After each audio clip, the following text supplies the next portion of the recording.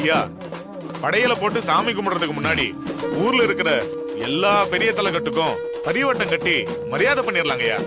சரி. ஐயா வெளிச்சமே, ஐயா முதல்ல நீங்க வாங்க.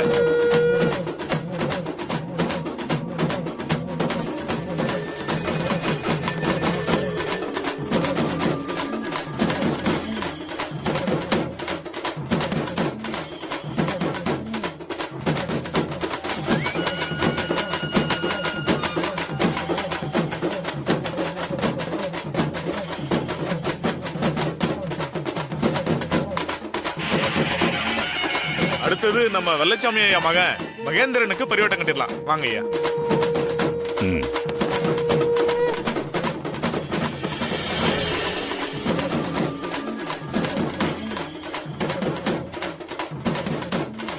அடுத்ததா நம்ம சரி ஐயா, இங்க வாங்க ஐயா. வருஷம் இந்த ஊர்ல இருக்கிற முக்கியமானவங்களுக்கு எல்லாம் கோயில் சார்பா கிடைக்கிற ஊர் மரியாதை இந்த வருஷம் என் குடும்பத்துக்கும் கிடைக்கணும்னு நான் ஆசைப்படுறேன். ஐயா, என்னங்க ஐயா, எல்லாம் தெரிஞ்ச நீங்களே இப்படி சொன்னா எப்படி? உங்களுக்கு தெரியாதது ஒண்ணும் இல்ல. இந்த கோவில்ல பரிவட்டம் கட்டி மரியாதை செய்யணும்னா என் காலத்துக்கு அப்புறம் இந்த கோயில்ல வந்து நின்னு எல்லா செய்முறைகளையும் செய்யறதுக்கு அவ இருக்காயா எனக்கு?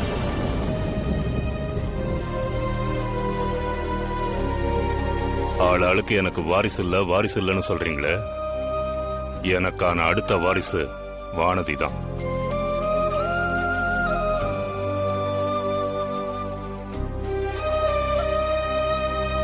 கோயில் சார்பா எங்களுக்கு நீங்க கொடுக்க வேண்டிய மரியாதையை கொடுங்க.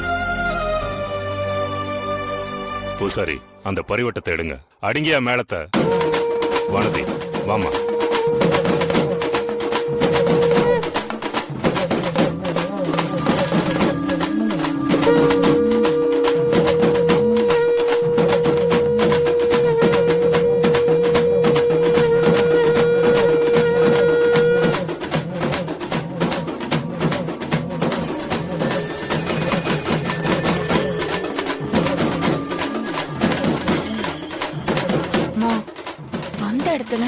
அவளை நாம அசிங்கப்படுத்தலான்னு பார்த்தா அவளுக்கு இங்க மாலை மரியாதை எல்லாம் பண்ணி அமக்கலப்படுத்திட்டு இருக்காங்க. இருடி, அந்த ஆளுமே புதுசா வித்த காமிக்கிற மாதிரி என்னமோ செஞ்சுட்டு இருக்காரு. இதெல்லாம் எங்க போய் முடிய போறோம், நம்ம கொஞ்சம் வேடிக்கை பார்ப்போம்.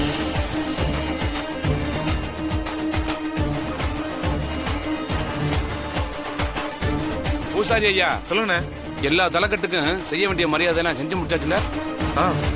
போய் சாமிக்கு படையில போட்டு பூஜை ஆரம்பிங்க. ஐயா, பூஜை ஆரம்பிக்கலாம்ல? சரிங்க.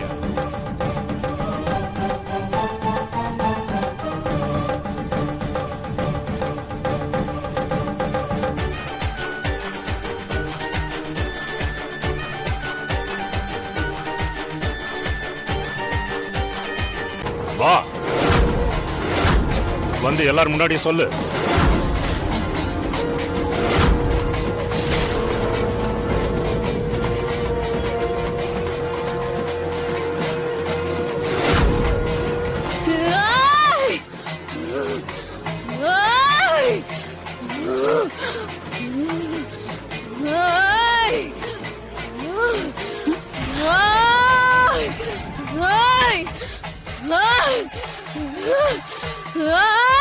போதுமையா? ஏதோ சொன்னீங்களே, ஆத்தா வரமாட்டான்னு சொன்னீங்கல்ல, நான் கூப்பிட்ட குரலுக்கு என் பொண்ணு மேல ஆத்தா வந்துட்டா பாத்தீங்களா?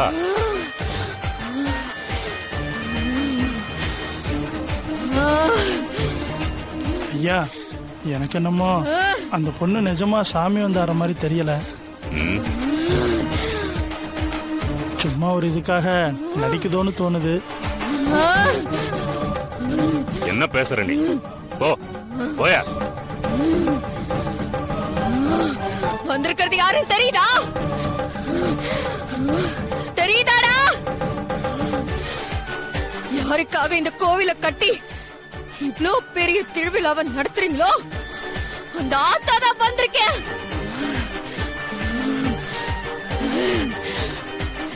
அதான் ஆத்தா வந்துட்டால.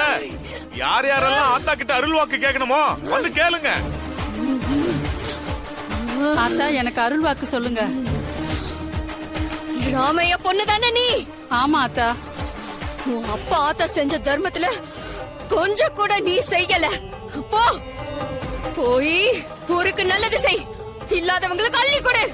மனசார நீ எல்லாருக்கும் நல்லது செஞ்சீனா உன் வம்சம் தளர்க்கும். நீ சொன்னபடியே செய்யறேன் ஆத்தா. போ. அம்மா தாயே. உன் பொண்டாட்டிக்கு தீராத வியாதி. ஆமா தாயே. அவன் நோய்வாய்ப்பட்டு உடம்புக்கு முடியாம கிடக்குறான். உன் குடும்பமே அதுல முடங்கி போய் தான் கிடக்கு. சரியா? சரிதான் தாயே. இன்னும் ஒரு மண்டலத்துக்குள்ள அவ குணமாயிடுவாடா. போ. என்னம்மா கூத்துது? என்ன நடக்குது இங்க? எல்லாருக்கும் அருள் வாக்கு சொல்றாள்ல.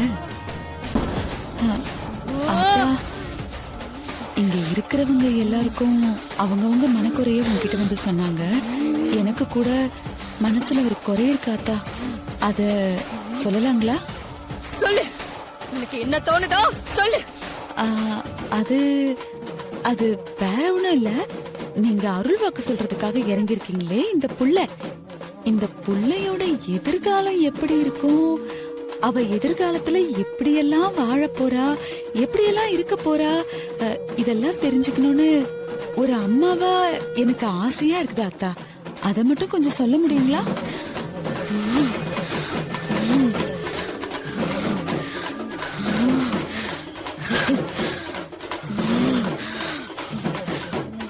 அவ என்னைக்கும் அவ மனசு போல நல்லா இருப்பா.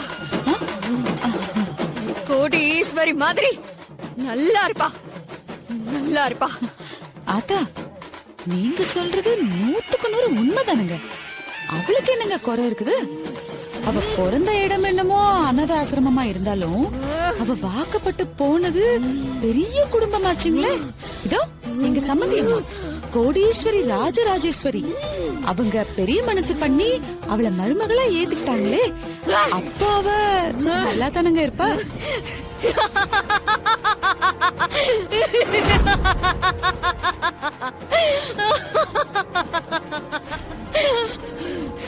யாரு கோடீஸ்வரி?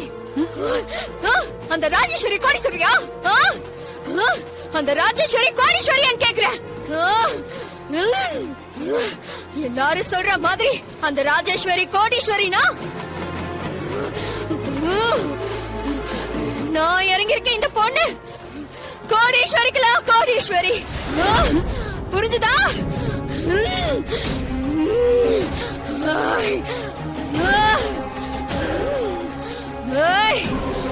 நான் சொன்னது உனக்கு புரியலையா? என்னால அவ்வளவுதான் சொல்ல முடியும். இந்த பொண்ணை பத்தி சொல்ல சொன்னா காலம்தான் அதுக்கு பதில் சொல்லும்.